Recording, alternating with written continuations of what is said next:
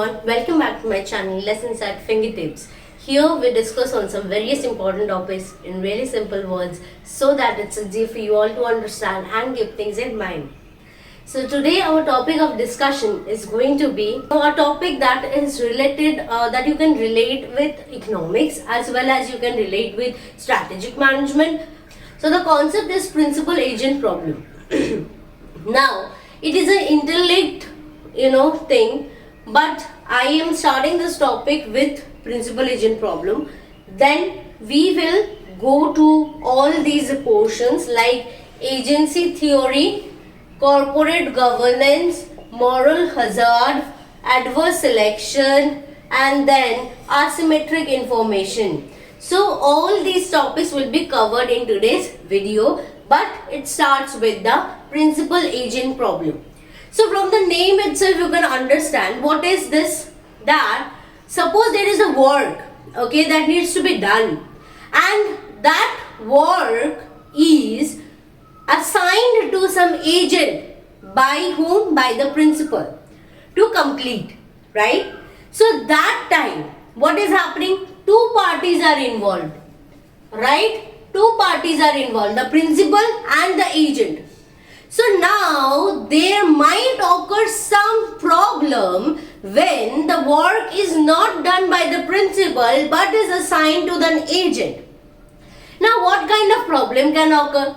It may happen that the agent is not satisfied with the compensation that they are getting, and so rather than prioritizing the interest of the principal, they are prioritizing their own self-interest.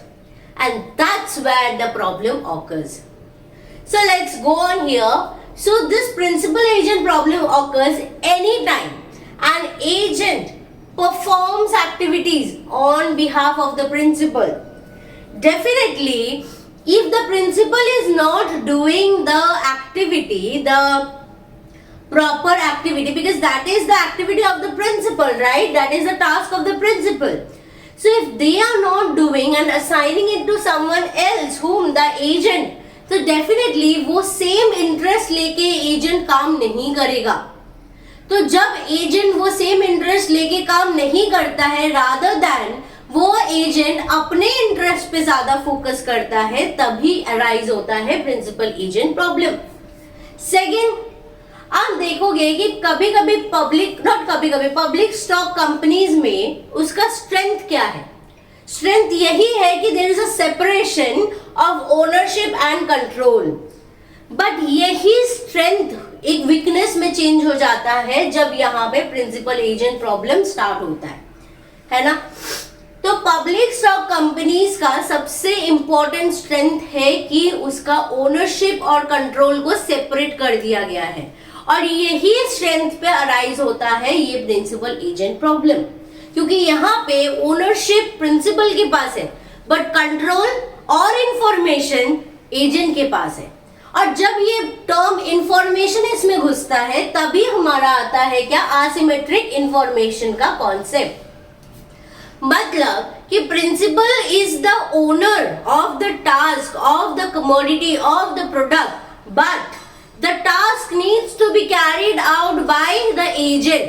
So agent is the controller, agent is having the information, agent is having all the prime information that can change the scenario, right? So तब arise होता है the problem of asymmetric information and principal agent problem. तो principal agent problem का ही एक component है asymmetric information. There is difference, there is no parity in the information that is been distributed. Got it? Third is part of agents may be more interested in maximising their total compensation, their benefits, their job security, status and power, जिसकी वजह से वो लोग नजरअंदाज कर देंगे. They will be reluctant about the problems of the principal और the principal task. Now here let's move on to this diagram जो कि प्रिंसिपल एजेंट प्रॉब्लम को दिखाता है. प्रिंसिपल हो गए, एजेंट हो गए. प्रिंसिपल एजेंट को क्या देता है, हायर करने के लिए बोलता है, मॉनिटर करता है, कंपेंसेट करता है एजेंट को। एजेंट इन रिटर्न परफॉर्म करते हैं, वर्क करते हैं, provides time and talent right to the principal. और बीच में जो प्रॉब्लम ऑकर होता है वो है असिमेट्रिक इंफॉर्मेशन। सपोज कि आपको एक कमोडिटी सेल करना हुआ मार्केट में, तो the commodity belongs to the principal A right, और पी प्रिंसिपल पी। अब प्रिंसिपल ने हायर किया एक सेल्स पर्सन को जो कि है ए, तो now the agent A or the salesperson A will have more information about the commodity, have more information about the market for that commodity than P. वो इसको आसानी से उल्लू बना सकता है अपने के पास ज्यादा कंपेंसेशन रख के, है ना, कि मार्केट में ये इतना चल नहीं रहा है, इतना बिक नहीं रहा है, right. So that is the thing. Next comes to the, तो असिमेट्रिक इंफॉर्मेशन क्या हो गया कि agents are generally informed better than principals. The hedge fund, हम लोग एक एग्जांपल ले लेते हैं। हेज फंड गैलन ग्रुप के फाउंडर थे राजारंतम। तो व्हाट डिड ही डिड, इनके पास बड़े बड़े क्लाइंट्स थे लाइक इंटेल हो गए, फिर बड़े बड़े गोल्डमैन सैश, ये सब बड़े बड़े क्लाइंट्स थे। तो इनके पास इंटेल, इन्होंने क्या किया, इन्होंने बहुत बड़े बड़े स्कैम्स कर दिए। कैसे किए स्कैम्स, इनके पास इंटेल का डेटा था, इंफॉर्मेशन था क्या, कि तब इनको पता चला कि इंटेल के जो भी पार्ट्स है, जो भी डेटाज है, that are much more valuable than उसके एनालिस्ट ने प्रेडिक्ट करा है मार्केट स्टेटस जान के।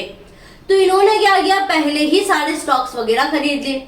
फिर जब मार्केट में पता चला, तब जब स्टॉक उठने वाला था, खरीदने वाले थे, तब लोगों के पास था नहीं, तब ये बेचने लग गए, है ना। तो ऐसे करके he did a lot of scams and how could he did that do that because इनके पास वो specific informations थी, है ना। तो ये जब भी asymmetric information मतलब क्या कि एजेंट के पास information प्रिंसिपल से काफी ज्यादा है, तब हो जाता है asymmetric information। अब आते हैं कि एजेंसी थ्योरी में। अब एजेंसी थ्योरी क्या है, is used to understand the relationship between agents और प्रिंसिपल के बीच का रिलेशनशिप जानने के लिए। तो एजेंट और प्रिंसिपल के बीच का रिलेशनशिप हम लोग जान लिए, है ना, क्या है, और इसी के बीच आता है असिमेट्रिक इंफॉर्मेशन, और इसी रिलेशनशिप को स्टेबल रखने के लिए होता है agency theory. The agent represents principals in certain transaction and is expected to represent the best of the principal without in regards to self interest. ठीक है, तो सेल्फ इंटरेस्ट को ना देखते हुए an agent is expected to represent the principal, ठीक है, on the best interest में, ठीक है, बेस्ट वे पॉसिबल में, ना कि वो अपना इंटरेस्ट देखे। So this is the agency theory. तो एजेंसी थ्योरी प्रॉपर बताता है कि एजेंट और प्रिंसिपल का रिलेशनशिप कैसा होना चाहिए। बट इसी रिलेशनशिप में जब असिमेट्रिक इंफॉर्मेशन हो जाता है, तभी स्टार्ट होता है प्रिंसिपल एजेंट प्रॉब्लम, ठीक है।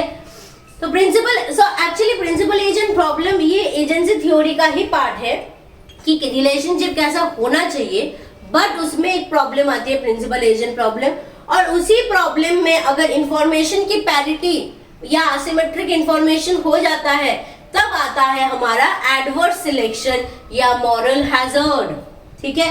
अब आते हैं next concept, that is corporate governance. Corporate governance क्या है, तो ये जो प्रिंसिपल एजेंट प्रॉब्लम हुआ, इसको मिनिमाइज करने के लिए, स्टेबलाइज करने के लिए हमारा आता है corporate governance. So corporate governance can be used to change the rules under which the agent operates and restore the principal interest. तो ये जो प्रॉब्लम क्रिएट हो रहा है प्रिंसिपल एजेंट प्रॉब्लम, तो इसको ओवरकम करने के लिए, इसको स्टेबलाइज करने के लिए हम लोग कॉर्पोरेट गवर्नेंस यूज करते हैं। कॉर्पोरेट गवर्नेंस से क्या होगा कि एजेंट के पास जितने भी पावर है, कंट्रोलिंग पावर है या पॉलिसीज है, उसमें चेंजेस ला सकते हैं ताकि एजेंट ओवरपावर ना करे प्रिंसिपल को, ठीक है, and the principal interest restore हो सके। समझ रहे? तो दैट इज हुआ क्या, कॉर्पोरेट गवर्नेंस। अब आते हैं ये जो एजेंसी थ्योरी है, इसमें जो प्रिंसिपल एजेंट प्रॉब्लम हुआ बिकॉज ऑफ असिमेट्रिक इंफॉर्मेशन, इसके दो रिजल्ट्स होते हैं, मॉरल हैजर्ड, एडवर्स सिलेक्शन। तो मॉरल हैजर्ड क्या है, सपोज कि एक फाइनेंशियल आप ले लीजिए कि एक फाइनेंशियल ट्रांजैक्शन हो रहा है, ठीक है, और उसमें क्या होता है कि a risk that the borrower might engage, there is a risk क्या कि borrower might engage in activities that are undesirable, ठीक है, that are undesirable from the lender's point of view. तो जो लेंड कर रहे हैं, द फाइनेंशियल जो भी सिक्योरिटीज और whatever they are lending, so in the lender's point of view whatever the borrower is doing is not compatible, okay, it's becoming very risky for them, so because they make him less likely to pay back loan. So in case something like this happens कि lender को लग रहा है कि borrower is not willing to pay back the loan और borrower के chances कम है लोन पे रिपे करने का, तो क्या होगा कि लेंडर भी पीछे हट जाएगा, हमको पैसा नहीं देना है। ये होता है मॉरल हैजार्ड। दूसरा एग्जांपल ले लेते हैं मॉरल हैजार्ड का। सपोज कि आपने किसी एजेंट को हायर किया, उसको आप पेमेंट दे रहे हैं, ठीक है, कि to sell a property you are giving payment to that agent, okay, now you are not giving him extra compensation for that, ठीक है, उसको एक्स्ट्रा कंपनसेशन नहीं दिया जा रहा है, उसको कमीशन नहीं दिया जा रहा है, तो एजेंट क्या करेगा, एजेंट सोचेगा कि हमको तो कंपनसेशन ही नहीं मिल रहा है, वो उसमें कुछ घपला करेगा, वो किसी ज्यादा प्राइस में किसी और को सेल करेगा, आपको कम प्राइस लाके देगा, है ना। So this kind of thing occurs, that is moral hazard, ठीक है। मॉरल हैजार्ड मतलब क्या हो जा रहा है कि एजेंट जो है या the worker whoever is there, वो अपने सेल्फ इंटरेस्ट पे ज्यादा काम कर रहा है दैन द प्रिंसिपल का इंटरेस्ट, ठीक है, दैट इज मॉरल हैजार्ड। अब आते हैं एडवर्स सिलेक्शन। एडवर्स सिलेक्शन में दैट प्रॉब्लम क्यों होता है, बिकॉज ऑफ असिमेट्रिक इंफॉर्मेशन, और इसको समझाने के लिए there is a very good concept of lemons and peaches. इसमें क्या होता है, let's take the example of used cars. So जब you are a buyer of used car and someone is definitely the seller of used car, तो यहाँ पे seller के पास फॉर श्योर ज्यादा इंफॉर्मेशन होगा दैन द बायर। तो क्या होता है कि most of the time buyer आपको एवरेज मार्केट प्राइस पे करने के लिए रेडी है, but you being the seller, you are a competent seller and you are selling your product which is a lemon मतलब क्या, खराब प्रोडक्ट है, it's not worth the price that you are charging from the customer. So you being a competent seller, you are selling that lemon to the buyer, ठीक है, buyer भी average price से ज्यादा price में आपसे ले लिया, but now the buyer knows that he has been cheated, he or she has been cheated. So now what will happen next time, जब वही बायर मार्केट में जाएगा और उसको पीच मिलेगा, peach is what, good product which actually deserves the price of more than average, average से ज्यादा plus average, which actually deserves the price. So that buyer, that particular buyer won't be ready to purchase the peach from the market, क्योंकि उसको तब समझ नहीं आएगा, they will be reluctant on the fact that whether the product is a peach or a lemon. So why is this happening? This is happening because the seller has more information than the buyer. The seller knows that which product is good and which product is bad, right? How much they should be charging for the product. So जब भी ये asymmetric information होता है तब आता है adverse selection. Got it? So हम लोग पढ़ लिए कि मेन एक प्रॉब्लम होता है whenever there are two parties, एक होता है प्रिंसिपल एजेंट प्रॉब्लम। अब ये जो प्रॉब्लम है basically it comes from the concept of agency theory.